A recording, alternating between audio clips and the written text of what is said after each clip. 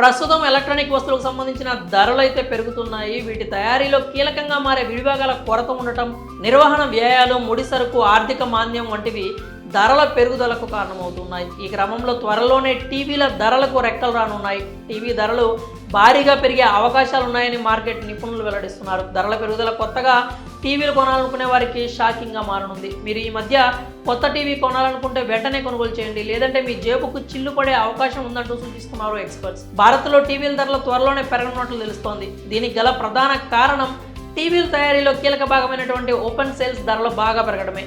మరికొన్ని రోజుల్లోనే open cells ధరలు ఆకాశాన్ని అంటుకోబోతున్నాయి అంటూ టెలివిజన్ ప్యానెల్ మ్యానుఫ్యాక్చరింగ్ ఎక్స్పర్ట్స్ తెలియజేస్తున్నారు. గతేడాది నుంచి ఓపెన్ సెల్స్ ధరలు పెరుగుతూనే ఉన్నాయి. ఇప్పటి వరకు ఓపెన్ సెల్ ధరలు ఏకంగా 20% పెరగగా వచ్చే నెల ఫిబ్రవరి చివరి నాటికి వీటి ధరల్లో మరో 15% పెరుగుదల ఉంటుందని చెప్పి మ్యానుఫ్యాక్చరింగ్ ఎక్స్పర్ట్స్ అయితే అభిప్రాయపడుతూ ఉన్నారు. కాగా టెలివిజన్ సెట్ల తయారీ ప్రొడక్షన్ కాస్ట్లో ఓపెన్ సెల్స్ ధరే 60 నుంచి 65% వరకు ఉంటుంది. అయితే ఓపెన్ సెల్స్ను చైనాలోని కొన్ని కంపెనీలు మాత్రమే తయారు చేస్తుండడం వల్ల ధరల పెరుగుదలకు కారణంగా మారుతోంది.